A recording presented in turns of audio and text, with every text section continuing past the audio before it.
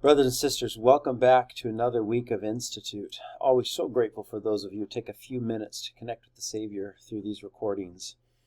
Our lesson this week focused on Joseph of Egypt, and we looked at three specific questions. What does it mean to wait upon the Lord?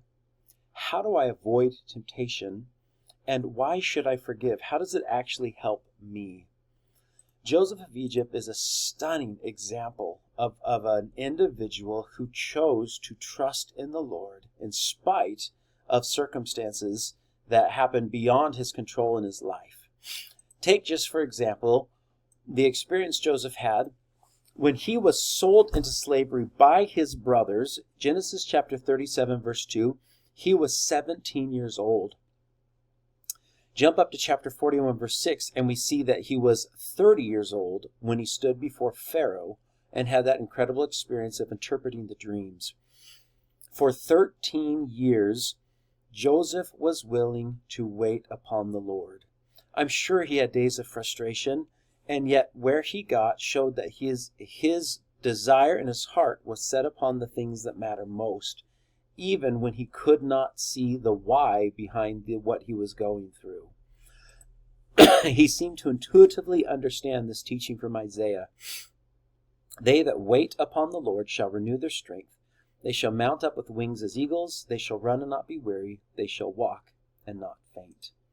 I'd invite you to pause the video and take a moment to discuss what does it mean to wait. If you want a place to go, if you scan this, it'll take you to a wonderful talk teaching us about the divine truth and doctrine of waiting upon the Lord.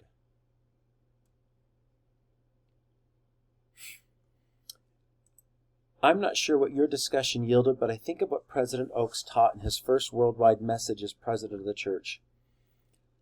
And he taught this: even if something else is uncertain, and while you wait, wait upon the Lord, which includes trusting in His timing as well as in His promises.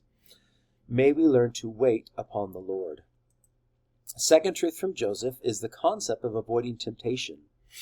You might pause the video and make a quick list of what does temptation look like today? What are the temptations that face you?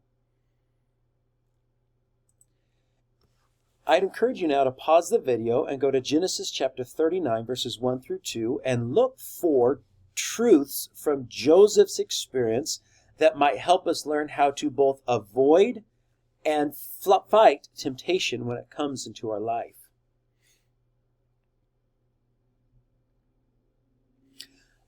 Again, I don't know what your discussion yielded, but I know that Joseph has taught me to do all that I can to avoid temptation. But when it is there, to flee, to not mess around with it, but to simply flee.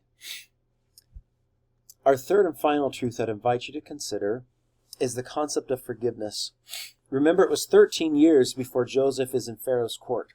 You then have 7 years of plenty, so we're at 20 years, and it's then 2 years before Joseph's brothers come during the famine to Egypt for food. 22 years have passed since Joseph saw his brothers, and it is remarkable how Joseph chooses to forgive them. My question is why? Why should I forgive?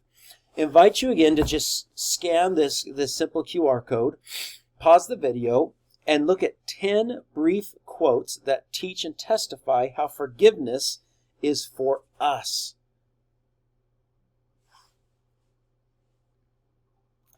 As you read through those quotes, I invite you to consider the question of who might you need to forgive in order to find those promised blessings in your own life. Look at the words of Joseph as he chose to forgive. Verse 5, Be not grieved nor angry with yourselves that you sold me hither, for God did send me. For these 2 years hath the famine been in the land, yet there are 5 years in which there shall be neither earing nor harvest, and God sent me before you to preserve you of posterity to the earth and to save your lives. It was not you that sent me, but God. I testify that as we learn to forgive, as we learn to find that power in our life through the Savior Jesus Christ, no matter what happens to us, no matter how we feel sent, God will use those experiences no matter how we feel sold, God will use those experiences to send us. In the